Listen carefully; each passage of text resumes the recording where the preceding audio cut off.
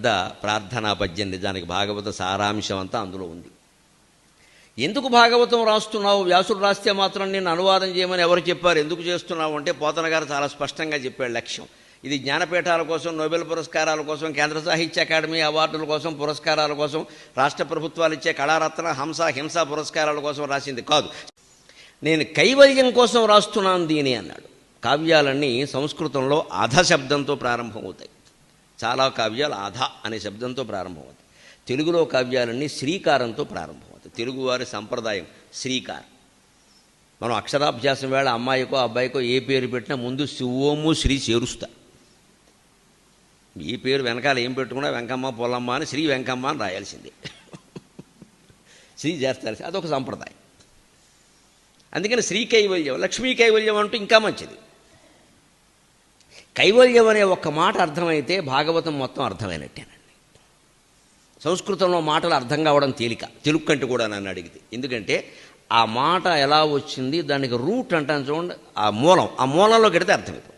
కైవల్యం అనే శబ్దం ఎలా వస్తుంది? కేవల అనే శబ్దం నుంచి వస్తుంది. కేవలం అంటే ఎవరో రాలేదండి, కేవలం ఆయన ఒక్కడే వచ్చాడు అంటే చూడండి, ఆయన ఒక్కడే, అది కేవలం. కేవలం ఈ ఒక్క పని కోసం ఎంత దూరం వచ్చావా, ఆ ఒక్క పని కోసం, అది కేవలం. ఓన్లీ వన్ అనే అర్థంలో కేవలం వాడతారు. అంచేత కైవల్యం అంటే ఓన్లీ వన్, ఒక్కరే ఉండుట. అందుకోసం భాగవతం రాయడం, చదవడం. ఎందుకంటే ఉండొచ్చుగా, ఉండలేం కదా. మనం ఇంట్లో ఒక్కళ్ళమే ఉంటామండి. ఏదో అందరూ వారి పనుల మీద వారు వెళ్ళారు, మనం ఒక్కళ్ళమే ఉన్నారు. వెంటనే ఏం చేస్తాడు? జేబులోంచి ఫోన్ తీస్తాడు. ఉండలేడు. నువ్వు ఉండగలిగితే ఫోన్ తీయద్దు ఒకటి. ఈ ఫోన్ తీయడం ఎందుకు? వీడు ఉండలేకపోగా ఇంకోడెవడో ఉన్నవాడిని జరగొట్టడానికి వాడికి ఫోన్ చేస్తాడు. బాగున్నావా, ఈ మధ్య ఫోన్ చేయట్లేదు. ఏంటి చేయకపోతే ఏమైంది అంటే ఇదో జబ్బు. వాడు ఫోన్ చేయకపోతే వీడు ఉండలేడు, వాడు మాట్లాడకపోతే వీడు ఉండలేడు. ఇది ముక్తి కాదు, ఇది భుక్తి. నాకేమిటో నలుగురితో మాట్లాడితే కానీ తోచదు, అదో వ్యాధి. వెంటనే డాక్టర్కి చూపించుకోవాలి. కరోనా కంటే తీవ్ర వ్యాధి. నలుగురితో మాట్లాడే కదా తోచకపోవడం ఏంటమ్మా? ఎందుకు తోచదు? ఏం మాట్లాడతావు? ఆకాక ఈహి, ఆశమ్మ, బోషమ్మ, ఆత్మస్తుతి, పరనింద, 3 రకాల మాటలు ఉంటాయి. ఇంకేం ఉండవు, చూసుకోండి. మన బొగుడు కూడా ఎదురు వాళ్ళని తిడ, లేదా మన వాళ్ళని బొగడం వేరే వాళ్ళని తిడ. ఇంత ఏదో రకంగా ఇది. లేకపోతే మాట్లాడాల్సిన పనేం లేదు అసలు. అందుకని మనం ఉండలేక చేసేది అది కేవలం ముందు. అందుకే మనం చేయాల్సిన ప్రాథమిక అభ్యాసం ఇంట్లో అప్పుడప్పుడు ఒంటరిగా ఉండడమే అలవాటు చేసుకోవాలి. పుస్తకం కూడా చదవద్దు, ఫోన్ కూడా మాట్లాడద్దు, టీవీ కూడా చూడొద్దు. అంత తప్పనిసరి అయితే పుస్తకం చదువుకో. ఫోన్ మాత్రం చూడొద్దు, టీవీ చూడొద్దు, ఫోన్ మాట్లాడద్దు, పుస్తకం చదువుకో. పుస్తకం ఎప్పుడు గొప్ప మిత్రుడు. ఎందుకంటే పుస్తకం ఒకే అభిప్రాయం చెబుతుంది, 4 రకాల అభిప్రాయాలు చెప్పదు. మన టీవీలు 6 రకాల అభిప్రాయాలు చెబుతాయి. పైన వార్త వస్తూ ఉంటుంది, దాని కింద 3 సార్లు ఉంటాయి. 3 సార్లలో లోకల్ ఒకటి, నాన్ లోకల్ ఒకటి, లోకంలోది ఒకటి, శోకంలోది ఒకటి, 4 వార్తలు వస్తాయి. ఏది చూడాలో తెలియదు. పైన అన్నవరం సత్యనారాయణ వ్రతం చూపిస్తూ ఉంటాడు, కిందేమో భార్య హత్య, భర్త హత్య అంటాడు. ఆ వ్రతం చూడాలో ఈ హత్య చూడాలో తెలియదు. ముందు అనవసరంగా దృష్టి దాని మీద, అయ్యో భర్తనే చంపేసిందిట అని వెళ్ళిపోతాడు. ఇక్కడ పైన సత్యనారాయణ వ్రతం పోయింది, ఇప్పుడు హత్యనారాయణ వ్రతం మిగిలింది. ఇక్కడ చచ్చిపోయింది, హత్య మిగిలింది. మరి ఇవి చూపించకుండా ఉంటారు. వాళ్ళ గొడవ వాళ్ళదండి, వాళ్ళ వ్యాపారం వాళ్ళది. ఏం చేయమంటాం? అవన్నీ వేసుకోకపోతే ఎలాగండి అంటే. ఇదో వార్తలు వచ్చాయి ఈ మధ్యన. ఇదో రేడియోలో వింటే ఒకటే వార్త, రెండో వార్త లేదు. ఇప్పుడు పైన చూపించేది ఒకటి, కింద ఒక రకం కాదండి, 3 రకాలండి ఏకంగా. ఈ 3, 4, 1, 4 ఉండగా ఈ పక్క నుంచి ఒకడు, మా దగ్గర బంగారం కొనండి, మా దగ్గర బట్టలు కొనండి అని వస్తాడు.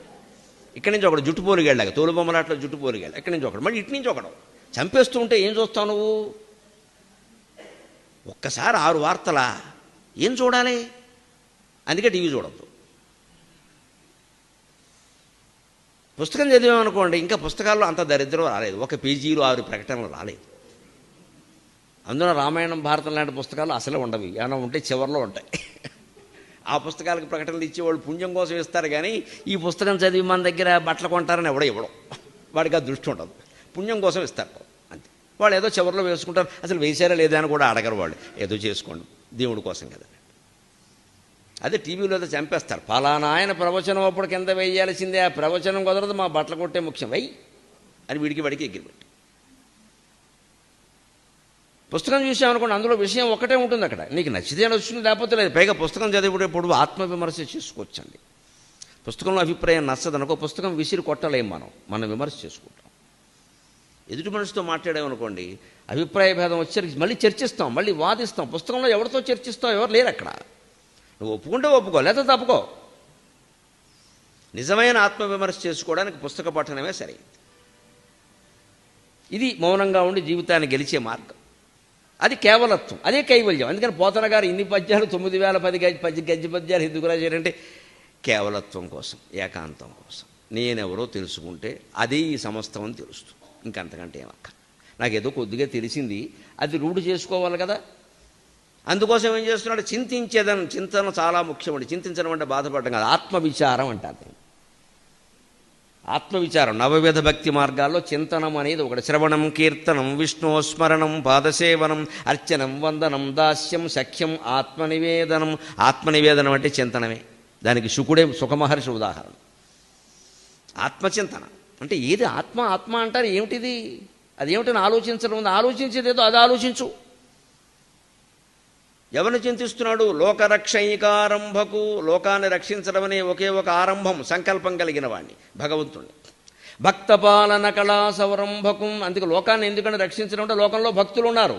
అంతా దుర్మార్గులు ఉంటే ఆయనకేం పని? వదిలిపారేసేవాడు వాడే పోతాను నేను. కానీ మనపోటుగాళ్ళు భక్తులు ఉన్నారు. మరి స్వామి నేను నిన్ను సేవిస్తున్నానయ్యా, నా జీవితం నాశనం అయిపోతుంది, నేనున్నాను రుకు అనన్యాశ్చింతయంతో మాం ఏ జనా పర్యుపాసతే తేషాం నిత్యాభియుక్తానాం యోగక్షేమం వహామ్యహం. ఎందుకురా బాధపడతావు? నువ్వు భగవంతుడు స్మరిస్తున్నావు, నేనున్నాను కదా, నేను చూసుకుంటా, నేను తిప్పేస్తాను మొత్తం, ఏం పర్వాలేదు, నీకు అనుకూలంగానే జరుగుతుంది, కంగారు పడకు, అంత బాగా శుభంగా జరుగుతుంది అని తిప్పేస్తాడు. అంచేత మనం నిర్ణయాలు చేయలేనప్పుడు, సంక్లిష్ట స్థితికి లోనైనప్పుడు, ఆందోళనకు లోనైనప్పుడు ఒకటి చెయ్యగలిగింది ఏదో చేసి మిగిలిన సమయంలో నమ శివాయ, నమో నారాయణాయ, శ్రీమాత్రే నమః అయిపోయింది, అమ్మవారు చూసుకుంటాం. మన ఇష్టమైనది జరుగుతుంది అనుకోవద్దండి, పొరపాటు. మనకి ఇష్టమైనట్టు జరుగుతుంది అనుకోవద్దు, కానీ జరిగింది మాత్రం మంచిదే అవుతుంది ఖచ్చితంగా. మనం అంగీకరించగలగాలి. మనకిష్టమైనది జరగాలంటే పట్టుదలలు పెరుగుతాయి. అది జరగకపోవచ్చు, ఇంకోటి కానీ అది మనకి మేలే చేస్తుంది. ఎందుకంటే మనం భక్తులం. నమే భక్త ప్రణశ్యతి, భగవంతుడు చేసిన వాగ్దానం. నా భక్తుడు నష్టపోడు, ప్రపంచం అంతా పోయినా సరే వాడి సంగతి నేను చూసుకుంటాను. భగవత్ స్మరణ అంత గొప్పది. అన్నీ చేస్తాం మనం, అదొక్కటి తప్ప. లోకరక్షైకారంభకు, భక్తపాలన కళా సౌరంభకును, దానవోద్రేక స్తంభకు. దానవులు ఉద్రేకంతో రెచ్చిపోతూ ఉంటే ఆ ఉద్రేకాన్ని స్తంభింపజేసేవాడు భగవంతుడు. కేళిలోల విలస దృగ్జాల సంభూత నానాకంజాత భవాండ కుంభకు. ఈ పద్యంలో విచిత్రంగా పోతన గారు భాగవతంలో ఉండే ముఖ్యమైన ఘట్టాలన్నీ చెప్పేశాడు. ఏవి చెప్పాలో చెప్పేశాడు మనకి 7 రోజులు. శ్రీ కైవల్య పదంబు చేరుటకునై. కైవల్యం గురించి తెలుసుకోవాలంటే మనం ఏకాదశ ద్వాదశ స్కంధాల్లో ఉండే ఉద్ధవ శ్రీకృష్ణ సంవాదం చెప్పుకోవాలి. సాధారణంగా సప్తాహాల్లో దాన్ని చెప్పరు, నేను అది చెబుతా. ఆ కైవల్యం పొందాలి అంటే అది తెలుసుకోవాలి. అది తత్వబోధ, కొంచెం జటిలమే. మనకి జటిలమైందని పట్టుకోవడమే అలవాటు. పట్టుకోవాలి, దాన్ని చెప్పాలి. ఊరికే టొమటమలు ఆడించేసి వెళ్ళిపోవడం కాదు ఇక్కడ. ఇది మీకు ఎంత ఉపయోగపడుతుందో నాకు తెలియదు, కానీ నాకు ఉపయోగపడాలి చాలా. నా స్వార్థం నాకు చాలా ఉంది. అంటే నేను కొత్తవి చదవాలి, అర్థం చేసుకోవాలి, చెప్పాలి. ఆ కైవల్యం పొందాలి అంటే 11, 12 స్కంధాల్లో శ్రీకృష్ణుడు యమునా నదీ తీరంలో చెట్టు కింద ఊరికే ఒక గురువుగారు, ఓ సాధువు కూర్చున్నట్టుగా కూర్చుని తన దగ్గర కింద కూర్చున్నటువంటి ఉద్ధవుడు అనే మిత్రుడికి మహోపదేశం చేస్తాడు. తత్వోపదేశం, బ్రహ్మజ్ఞానాన్ని ఉపదేశిస్తాడు. ఆ కథనే పోతన గారు సూచన. అది ముఖ్యం అన్నాడు, అందుకే మొదట్లో పెట్టాడు ఆయన. భాగవతం దేంతో మొదలవుతుందో ఆ ఘట్టాల వరుసలో విషయ సూచికలే రాయలేదు ఆయన. ఇది విషయ సూచిక కాదు, ఇది జీవితం అనే విషయాన్ని మొత్తం పోగొట్టే అమృతాన్ని సూచించే సూచిక. అందుకని ఈ పద్యం అమృత సూచిక, విషయ సూచిక కాదు. లోకరక్షైకారంభకు, లోకాన్ని రక్షించడమే అనే ఒకే ఒక సంకల్పం కలిగిన వాడు, అదే భక్త ప్రహ్లాద. దానవోద్రేక స్తంభకు, దానవుల ఉద్రేకాన్ని స్తంభింపజేయడం కోసం స్తంభం నుంచి వచ్చాడు, అదే భక్త ప్రహ్లాద. భక్తపాలన కళా సవరంభకు గజేంద్ర మోక్షం. లోకరక్షైకారంభకు 3, 4 స్కంధాల్లో వచ్చే వరాహ అవతారం. ఈ అవతారాలని, దశావతారాలను లోకరక్ష కోసమే కదా. భక్తపాలన కళా సవరంభకం, గజేంద్రుడు ప్రార్థిస్తే వచ్చి రక్షించాడు కదా, అదే భక్తపాలన కళ. ఆ పైన దానవోద్రేక స్తంభకు, దానవులు ఉద్రేకిస్తుంటే స్తంభం అని ఎందుకన్నాడు పోతన గారు? స్తంభం నుంచి పుట్టాడు నరసింహస్వామి. ప్రహ్లాద చరిత్ర అందులో సూచన. ఎప్పుడు మన కావ్య సంప్రదాయంలో ఒకటి ఏమిటంటే, ప్రారంభంలో చెప్పే నాంది పద్యంలో వస్తు నిర్దేశం జరగాలి. మీకు అన్ని కావ్యాల్లో, మరి కవిత్రయ భారతం దగ్గర నుంచి, మనుచరిత్ర నుంచి ఇలా చివరి వరకు వచ్చిన చాలా కావ్యాల్లో 18వ శతాబ్దం వరకు వచ్చిన పద్యకావ్యాలన్నింటిలో ఈ సంప్రదాయం పాటించారు. నాందీ శ్లోకంలో ఇష్టదేవతా ప్రార్థనతో పాటుగా వస్తువును నిర్దేశించాలి, అందులో ఏం చెబుతావో చెప్పాలి. అంటే ఎందుకో తెలుసా, ఒక రకంగా నన్ను అడిగితే అది చూసుకుంటాడు. ఇష్టమైన వాడు పుస్తకం చదువుతాడు, లేనివాడు వదిలేస్తాడు, గొడవలేదు. ఎందుకు వాడికి టైం వేస్టు, బాబు ఇందులో ఇది చెప్పదలుచుకున్నా అంటే గొడవలేదు. మన సినిమాలు అలా ఉండవు. ఇప్పుడు టీజర్ వేరు, టీజర్ వేరు, ఆ ముందు ఏదో చిత్రాలు వస్తాయి, అవన్నీ వేరు, అసలు సినిమా వేరు. ఈ టీజర్లు ఇవన్నీ బాగా ఆకర్షణీయంగా పెట్టేస్తారు, మొత్తం దుమ్ము రేపేస్తూ ఉంటాయి. వాళ్ళ మీద విమర్శలు, గొడవలు, కోర్టు కేసులు అన్నీ అయిపోతాయి. తీరా మనం 150 రూపాయలు పెట్టుకుని ఇంత పెద్ద పాప్కార్న్ డబ్బా పట్టుకుని అక్కడ కూర్చుంటే ఏమీ ఉండదు. ఏనుగు సామెతే. ఇదంతా ఎందుకెట్టాడు అంటే, ఇవాళ పత్రికల్లో చదివి ఒక నిర్మాత గారు, ప్రసిద్ధ నిర్మాత చెప్పాడు, ప్రచారం చిత్రం అలా పెట్టకపోతే ఎలా పెడతా ఉండరు నీ దుంపదగా. ఇదే రహస్యం అనుకున్నాను నేను. ప్రచార చిత్రం అండి, అది అలాగే పెడతాడు, ఎందుకంటే నలుగురు చూడాలి కదా. అది చెడ్డ పనైనా పర్వాలా, చర్చ జరిగినా వాడికి అది ఆసక్తి కలిగించడం కావాలి. మన పూర్వ కవులు, ప్రాచీన కవులు, ప్రబంధ కవులు, పురాణ కవులు ఈ దిక్కుమాలిన పని చేయలేదు. వాడు స్పష్టంగా చెప్పదలుచుకున్నది ముందు పద్యంలో చెబుతారు, బాబు ఇది ఉంది, నీకు ఇష్టమైతే చదువు, లేతే మాని, నువ్వు బాగుపడ్డం మాకు కావాలి, కానీ మా గ్రంథానికి ప్రచారం కాదయ్యా. ఇది వాళ్ళ త్యాగం. వాళ్ళు తపించి రచించారు, ఇప్పుడు వాళ్ళు రచించి తప్పిస్తున్నారు అవార్డుల కోసం.